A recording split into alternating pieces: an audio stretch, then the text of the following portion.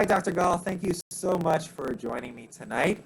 I really wanted to ask you, in your medical opinion, what are ways in which our teen community and families can stay safe over this winter break? What are some activities that are low risk? Maybe what are some that are high risk? What are some activities we should just stay across from? I know that everybody's going to be wondering, how can we stay safe this winter break? Yes. Okay. Number one is you're wearing your mask properly. When you wear a mask, it should cover your nose and your mouth both at the same time at all times. Staying 6 feet apart is key. So that's usually like 2 generous arm lengths.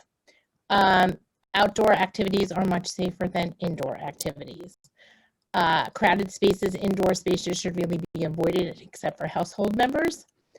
Eating and drinking are also a time when you have to take off your mask, so they are less safe than non-eating and drinking activities. So think of other fun things you can do. Also, Zoom activities are much more safe and less risky than other activities. So Zoom parties, gifts exchanges, and then open them on Zoom.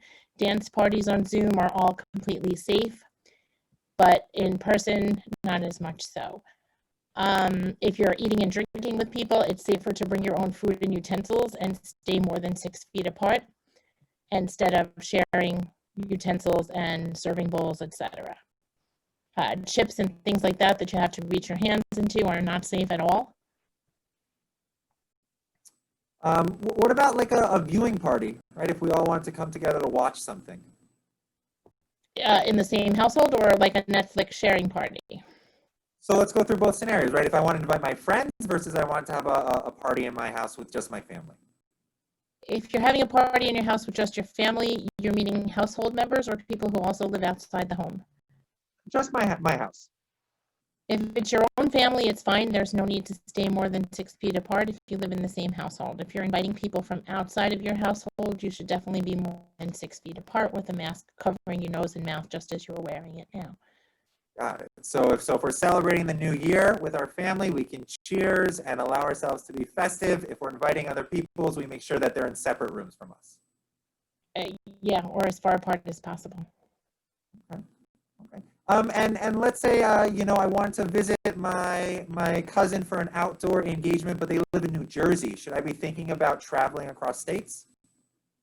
Well, the contiguous states don't have the same regulations that other states have in New York State. Upon returning, New Jersey does have a much higher incidence of COVID than New York right now. Actually more than double the rate at this point. So I would be careful. Oops. I would be careful of that. But if you're outdoors and you're staying more than 6 feet apart, it's probably fine. What's the lasting message you want our families to take home on how to be smart and safe this winter break? Wear your mask, wear your mask, wear your mask. Most of the spread is from people who are not wearing proper masks. And keep your hands clean. Use sanitizer, wash your hands. Sing happy birthday while you're washing your hands. Beautifully said. Okay, thank you, Dr. Gall, so much for your time. We really appreciate it, and I hope we all get to have a beautiful winter break and stay safe. Thank you. You too.